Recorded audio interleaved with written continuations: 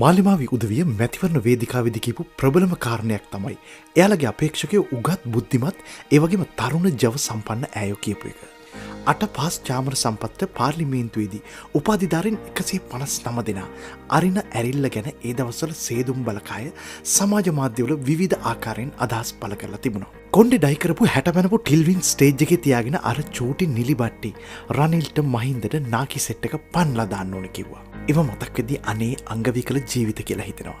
දැනුමින් පෝෂණය වුණු මේ ඇවදින පුස්තකාල දැන් යන යන තැන නානවා දකිද්දී ඒ දැරවිට එහෙම මොනවා හිතනවා ඇතිද?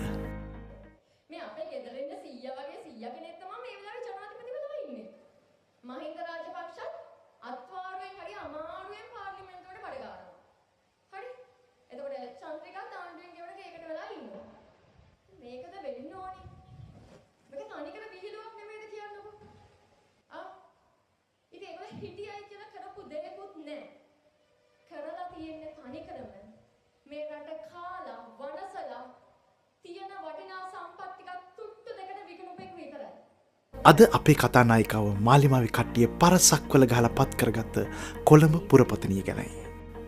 මිත්‍රවරුනි, සියලටම කලින් මම ඔබ සමගින් ඉල්ලා සිටිනවා අපේ channel එක subscribe කරන්න, ඒ වගේම bell icon එක click කරන්න.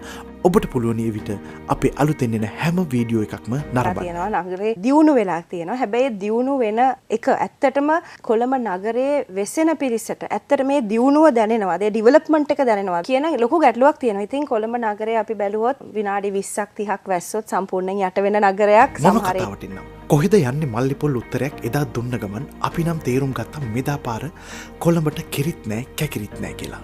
ඉතින් බැල්තසා නෝනා ඔයාගේ කුණු අදින්න වුණු එක ගැන සමාවෙන්න. ඔයා ලස්සන කාන්තාවක්. මේවා පටන් ගත්තේ ඔයාගේ ආණ්ඩුව. ඒ නිසා අපිට මේවා මහජනතාවට කියන්න සිද්ධ වෙනවා. එහෙනම් මං කතාව පටන් ගන්නවා. කවුද මේ ව්‍රයි කැලි බැල්තසා කියන්නේ? ව්‍රයි කියන්නේ ඒ කාලේ මහරජා ආයතනයේ සේවය කරපු කාන්තාවක්. මේ නාලිකාවෙම හිටිය තවත් ජනප්‍රිය නිවේදිකාවක් එක ව්‍රයි ප්‍රේමෙන් බැඳෙනවා. ඒ කියන්නේ එයා ලෙස්බියන් කාන්තාවක්. අනේ මන්දා මේ පක්ෂයට බැඳෙන ප්‍රධානම සුදුසුකම සමලිංගිකයෙක් වීමද කියලත් එක වෙලාවකට හිතෙනවා. අගමැතිගේ කතානායක ගෙදලා මේ සියලු දෙනාම සමලිංගිකයි. ඒ කොහොම වුණත් මම කතාවට එන්නම්. පුද්ගලික ජීවිතය සහ වෘත්තිමය ජීවිතයවත් හරි හැටි වෙන් කරගන්න බැරි මේ බැල්තසා නෝනා තමන්ගේ ලෙස්බියන් පාර්ට්නර් එක්ක රැකියාව කරන ස්ථානයේම ලොකු රණ්ඩුවක් දාගන්නවා. ඒකේ ප්‍රතිඵලයක් විදිහට එයාට රැකියාව අහිමි වෙනවා. අන්න එතනින් එයාගේ ඒ ප්‍රේම කතාව අවසන් වෙනවා.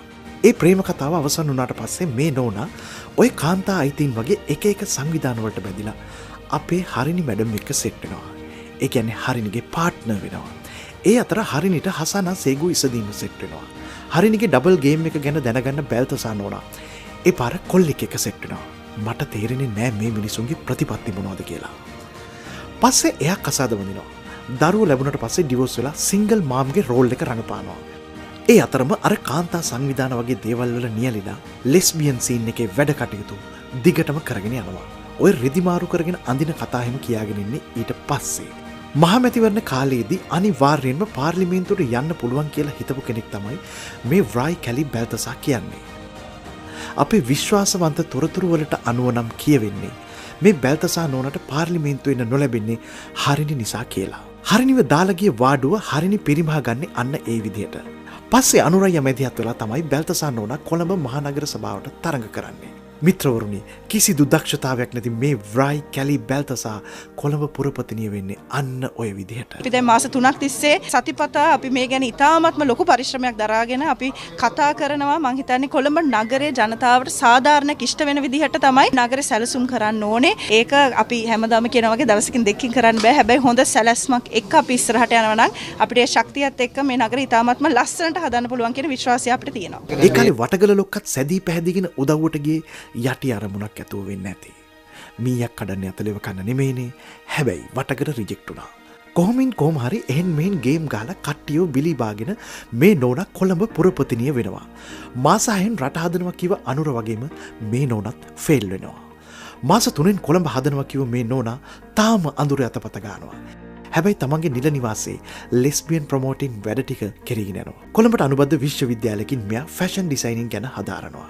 කොළඹ මිනිස්සු එයාව නගරාධිපතිනිය කරනවා. දැන් බැල්තසා නෝනට පුළුවන් කොළඹ ෆැෂන් වලින් ලස්සන කරන්න. අහන ප්‍රශ්නයකට උත්තර දෙන්න දන්නේ නෑ. කිසිම ප්ලෑන් එකක් හිතේ නෑ. ඇත්තටම කිව්වොත් දේශපාලනිකව මෙලෝ රහක් නෑ. හැබැයි Taman දන්න එකම දේ වෙච්ච සමලිංගික ජීවිතේ ප්‍රොමෝට් කරනවා. ඒ මොනව කළත් සේදුම් බලකයි තාම හොදනවා. ජෙප්පෝ ඒ කාලේ පිටපලාත්වල ඉස්කෝලේ ළමයින්ගේ ඔළුවලට දාපු ලොකුම විෂ බීජ තමයි කොළඹට කිරි සහ ගමේ උන්ට කැකිරි කියන සංකල්පය.